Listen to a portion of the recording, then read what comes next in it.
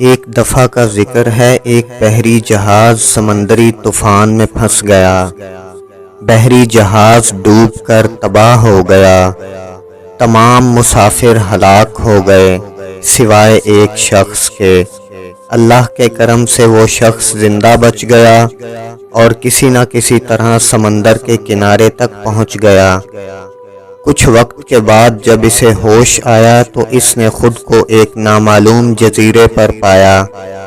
اپنے آپ کو بے یار و مددگار پا کر اس نے اللہ سے مدد کی دعا کی۔ کئی دن گزر گئے لیکن کوئی اس کی مدد کو نہ پہنچا۔ کئی دن گزرنے کے بعد وہ مایوس ہو گیا اور اسے اپنی قسمت میں لکھا سمجھ کر قبول کر لیا۔ اس نے تباہ شدہ جہاز سے کچھ لکڑیاں اکٹھی کیں اور اپنے رہنے کے لیے ایک جھونپڑی تیار کر لی۔ وہ درختوں کے پھل، پتے اور مچھلی کھا کر تنہا زندگی گزارنے لگا۔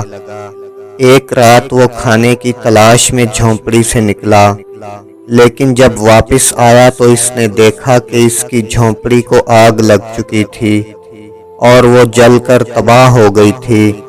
وہ اپنی جھونپڑی کے جل جانے پر نہایت افسردہ ہو گیا۔ وہ غم و غصے کی حالت میں خدا سے شکوہ کرنے لگا کہ خدا نے میرے ساتھ انصاف نہیں کیا۔ اس رات وہ خدا سے شکوہ کرتے ہوئے سمندر کے کنارے ریت پر ہی سو گیا۔ اگلی صبح اسے کسی شخص نے آواز دے کر جگایا۔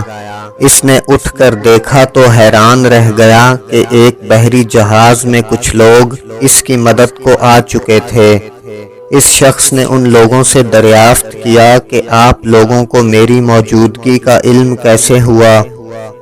جہاز کے کپتان نے اسے بتایا کہ ہم لوگوں نے دور سے یہاں پر ایک بہت بڑی آگ جلتی ہوئی دیکھی تھی، اس لیے ہمیں محسوس ہوا کہ کوئی شخص مدد کا طلبگار ہے، لہٰذا ہم فوراً یہاں پہنچ گئے۔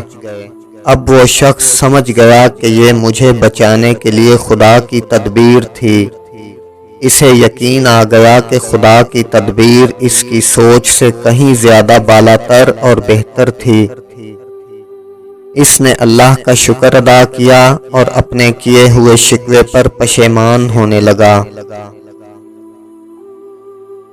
محترم ناظرین، ہم اپنی زندگی میں بڑے بڑے منصوبے بناتے ہیں، لیکن اکثر نتائج ہماری مرضی کے خلاف ہوتے ہیں۔ ہم اپنی زندگی میں رونما ہونے والے واقعات کو اپنی محدود عقل سے پرکھتے ہیں۔ جب کوئی مصیبت آتی ہے تو ہم مایوس ہو جاتے ہیں، لیکن ہمیں اس بات کا یقین رکھنا چاہیے کہ اللہ نے ہمارے لیے کوئی الگ اور بہتر تدبیر بنا رکھی ہے، اور وہ تدبیر مستقبل قریب میں ہماری نجات کا باعث بنے گی۔